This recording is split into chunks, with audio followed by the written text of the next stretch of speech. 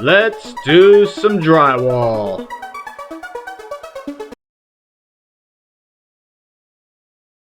Created by a plumber to run new water lines, so I'm just adding some 1x2s, especially in a shallow wall like this. It's right next to brick, so there's not really a big gap to get a 4x4 in or 2x4. So these 1x2s work perfect for these kind of walls. When it's shallow wall,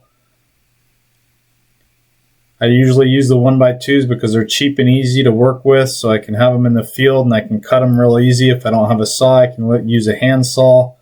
2x4s are nice to use, but with the price of lumber, who wants to spend $10 for a 2x4? These 1x2s are always good for sheetrock repairs. They're good backing.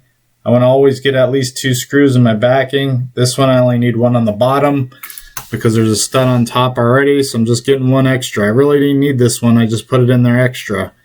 This one I'm going to add some screws to tighten it in. You always want to put a couple screws in your old sheetrock and old framing to tighten it up. Add it back in here for the sides. I like to get a couple screws in. This one just to hold it up in place.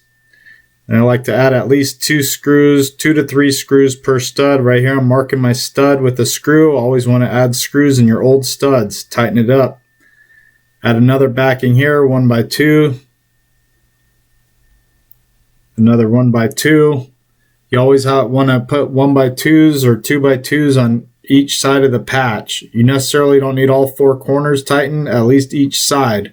Really big patches, you need all 4 corners tightened. Most people think you just put the patch there and you screw it into place, but you need to have backing there to keep it secure from cracking. I always like to put a couple screws in. Make sure you catch the screws when you put the studs in. Get a couple screws in this 1x2. Basically, I'm just getting it all framed and ready, prepped up to install new sheetrock. Cut out a piece of drywall, fits perfectly, just like that. It doesn't have to be a perfect fit, but you want to get it as tight as possible. Add a couple screws to tighten it up so you don't have to hold the piece no more. Basically tacking up the sheetrock. Now it's nice and tight. Just want to tighten up the sides. Let's see the piece of wood I put in there, see why I put the screws in. Now it's nice and tight on the sides, not just the middle. You want the sides tight. That's the most important joint part, is where the old meets the new. You want nice and tight, no movement, no flexibility. We don't want this patch to crack even though it's a small patch. I already got the piece cut out for the bottom. Same thing here. I like to put screws every 2 to 6 inches, 2 to 4 inches.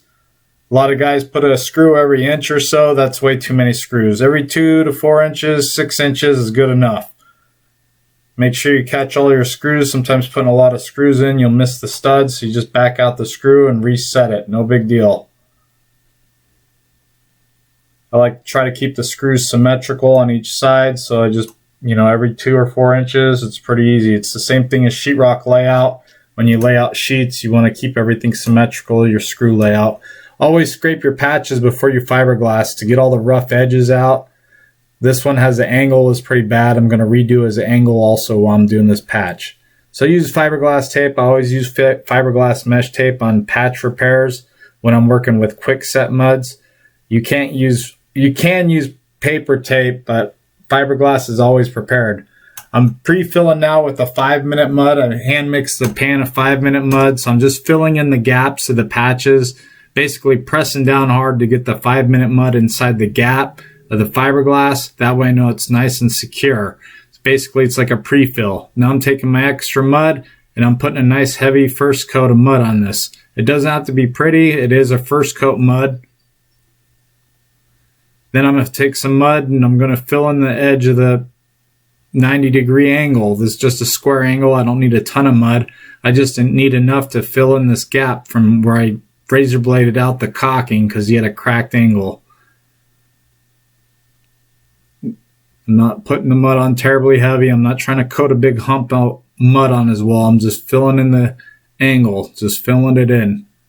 Strike it in to get a nice 90-degree. It doesn't have to be perfect. This is just a first coat. We are working with hot mud, so we are going to manipulate the mud with the wet sponge. Same thing here.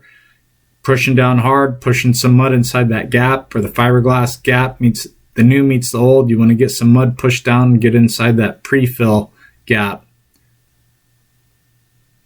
Same thing, top patch, I'm pushing down hard, getting it inside the gap.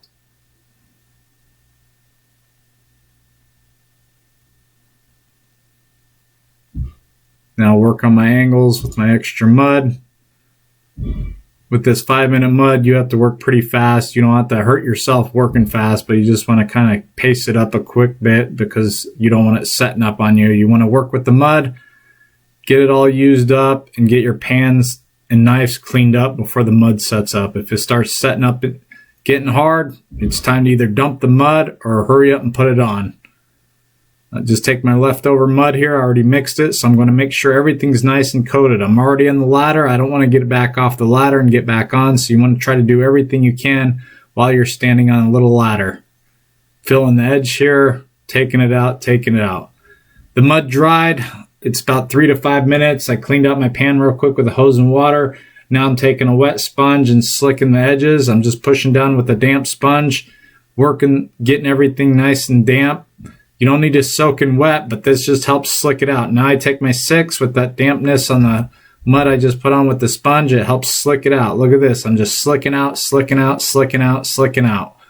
When you slick out this, I'm pushing down pretty hard. I'm taking off the excess mud.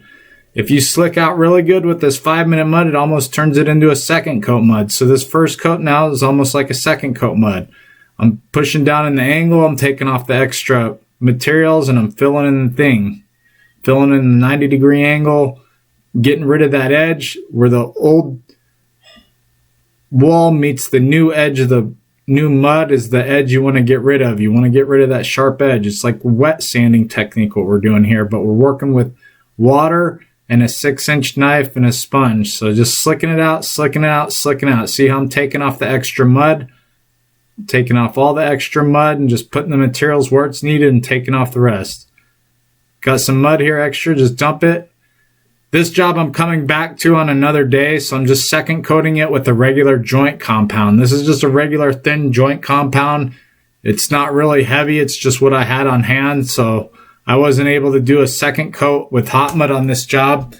So I'm doing it with a regular joint compound. So I'm putting a nice heavy coat of joint compound on this first coat work that I did, and then I'm taking it out past the first coat. So it's going to be a nice heavy second coat, a regular joint compound. We're going to let this dry overnight, and then I'm going to come back to the job and finish it up. I might have to give it a light sanding and then do the texture matching. But with this joint compound, if you don't have a lot of time, you're not comfortable using quick set muds, it's always good to use these joint compounds. They're easier to work with. And if you do make a mistake, all you have to do is just let it dry and sand it down to get your best look. The hot muds are not so forgiving. You can't really sand them down. You can sand them down, but you're going to really be sanding hard. These joint compounds are a softer material, so they're easier to work with. You just have to let them dry overnight. Same thing here. I'm just squaring up my angle, getting some mud in the 90-degree angle. So that's going to make a nice angle, especially when I sand it and I texture it with the spray texture. So I'm just going to get all this area coated. I'm going to take it out pretty far because I'm basically just going to come back and re-spray texture this whole angle area and make it one big textured area. Nice heavy coat. See how I'm coating, pushing down the knife. I'm not trying to push down hard. I'm floating it